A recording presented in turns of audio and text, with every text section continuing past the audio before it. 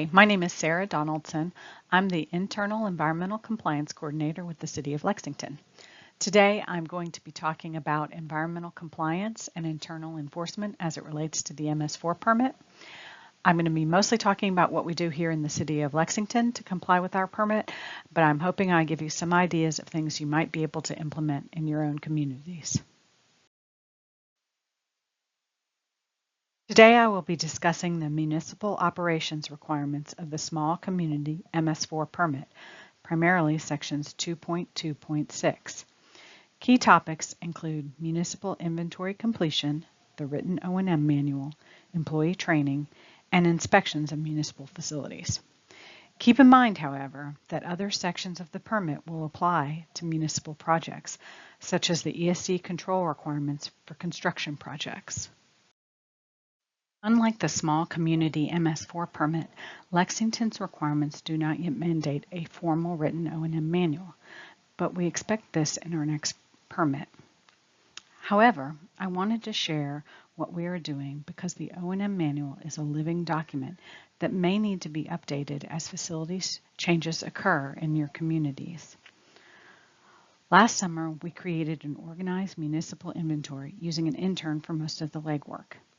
The intern used a streamlined checklist when visiting each property to document significant features and operations.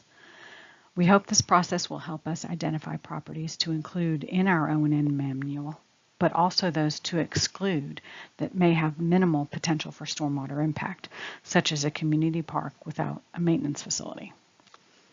The checklist was created in Word and completed in hard copy in the field. The checklist provides a simple yes, no, none encountered column for things like above-ground storage tanks or bulk chemical storage, with an additional column to put in more details.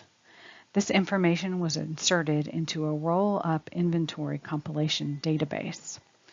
Our roll-up inventory database is just an Excel spreadsheet with a line for each property and Excel's filtering feature enabled.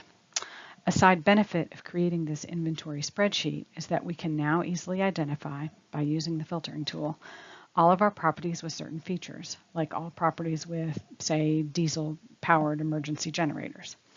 This can help with other environmental compliance initiatives that we want to implement. Once prepared, our O&M manual will feature appendices for each facility with maps, training guidance, and BMP recommendations for municipal tasks. By putting specific facility information in an appendix, I'm hoping we will have the ability to easily update site-specific information should changes occur at the facility level. An electronic version of our O&M manual will likely be on our intranet to ensure easy access for operational divisions. If your community doesn't have an intranet, a shared server or hard copies for each operational division are also options. The reason it needs to be accessible is because implementation should be the responsibility of multiple divisions and individuals. For training, we have task-oriented guidances covering best management practices. This guidance document collectively is called the Greenworks Guide. New hires are introduced to our Greenworks Guide during onboard training. For annual training, I try to maintain a centralized Excel sheet to track training sessions by group and summarize the content I provide each year to the different groups. This allows me to refer back to previous years and review what types of format I used in previous years. For instance, sometimes I give out handouts for groups that don't have much time. Sometimes I do presentations, I show videos, or do interactive activities. I try to use various formats, including an interactive stormwater knowledge game that I created to engage employees. I have seen some communities pre-record a PowerPoint presentation that's available like on YouTube, and then use SurveyMonkey or Microsoft Forms to quiz employees. This is something I'm interested in trying to implement in the future. I frequently do incorporate other communities' BMP videos available on YouTube or their PPMO videos in my presentations, and I typically just ask participants to ignore the fact that the video discusses a different state or community. I mean, whatever works, the guiding principles are very similar across communities. Our written guide, the Greenworks guides, are also kept on our intranet, but I do email copies to facility managers so they can print the guide and leave it in the break room if they so choose. Some of our employees aren't regularly checking their emails or not regularly sitting behind a computer to check their intranet. Personnel resources might be more limited in some of your communities, so involving those actually completing the work tasks to assist in writing guidance or training employees might be a possibility. Other communities also post their BMP guidance online, and those can be referenced to assist your communities in creating guidance documents.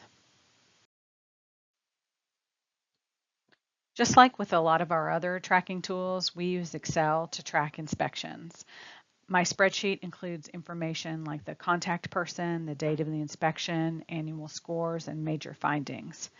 The spreadsheet summary allows me to track improvements and also to identify facilities needing attention if their scores drop year after year. I always coordinate my inspections with on-site personnel as I feel like the face-to-face time is very valuable.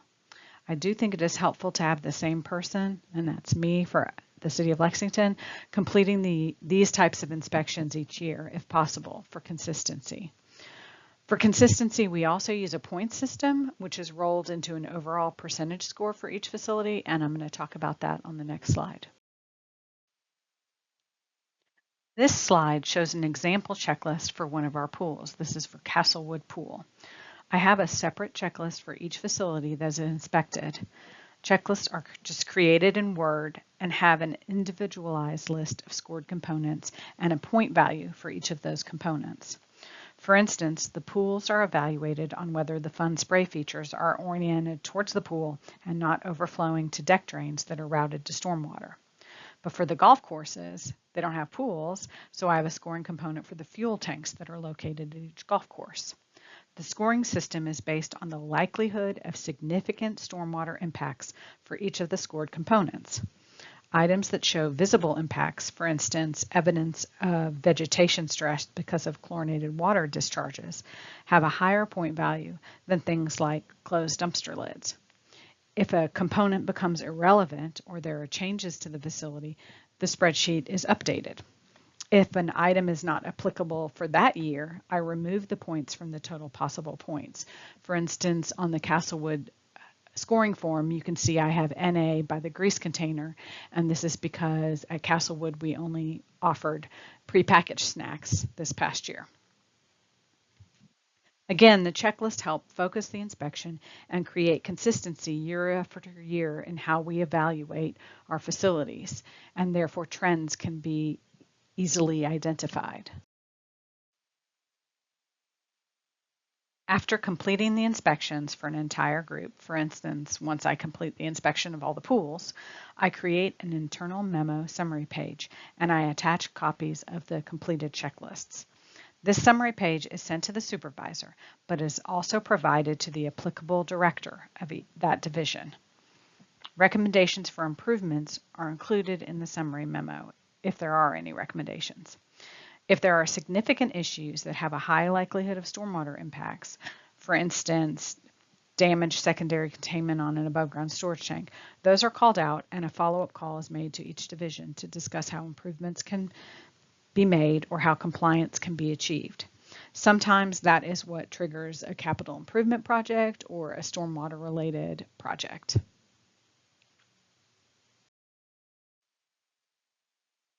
Structural BMPs on municipal properties are inspected quarterly or monthly based on their attributes. For consistency, the same inspectors who inspect privately owned BMPs in our community are also inspecting municipal BMPs. And we also use the same tracking system, which is a third-party tracking system called Acela. But we maintain a separate list, just in Excel, of the city-owned BMPs. And that Excel spreadsheet just contains the site name and the address, the type of BMP, and who is responsible for maintaining the BMP. We have an internal notification process if maintenance is needed on the BMP. Your community might not have these resources available, but the important takeaway is keeping an inventory and records of inspections and maintenance activities in an easily accessible place. In Lexington, we have multiple facilities that are both included in our MS4 inspections and training program, but also separately have a KPDES wastewater discharge permit with the Kentucky Division of Water. These facilities are our streets and roads facility, our fleet facility, our recycling facility, our closed landfill, and our 2 wastewater treatment plants.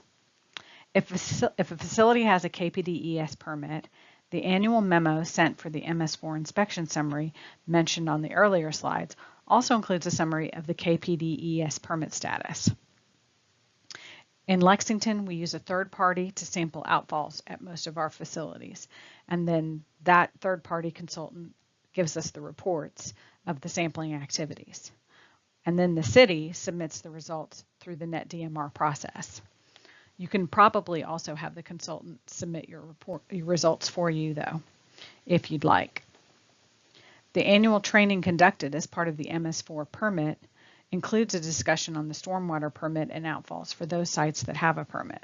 So we try to do all the training at once. If you use a consultant for sampling, those same consultants can also help with the permit renewal process and updating your SWIP as necessary.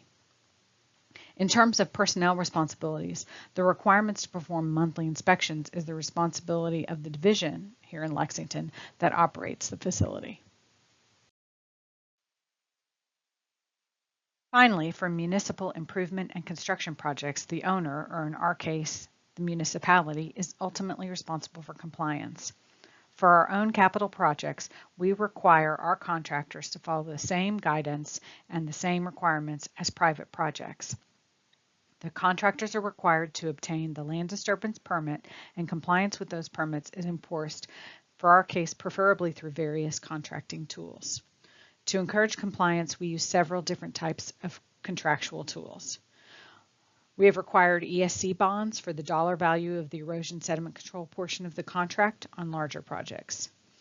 We typically retain 10% of the contract value and don't issue final payment until the site vegetation is 70% recovered, all ESC controls have been removed, and the land disturbance permit is closed. We have also added language in our contracts and project specifications for stopping work, canceling the contract, or encouraging compliance through other financial and contractual means. We keep an Excel file of all capital construction projects, and land disturbance permits are tracked through our main permit tracking system as well. Of course, the contractor is required to do their own inspections. However, Lexington has either used a third party, like for engineering oversight and compliance inspections, or we've assigned inspections to the same group who performs inspections of private projects throughout the MS4. When there are deficiencies, compliance guidance is provided to inspectors based on the severity of the non-compliance, and you can see a copy of that compliance assistance guide on your screen. Verbal warnings are used first. Implementing contract penalties would be next, with NOVs or notices of violation as a last resort. To my knowledge, we have not had to issue a notice of violation on an internal project for ESC noncompliance, as typically contract administrators and the assigned project manager can compel compliance using other tools. I hope hearing a general overview of Lexington-Fayette Urban County Government's internal compliance program for our MS4 permit has been helpful. As Demetria said, we are glad to answer any questions that you may have.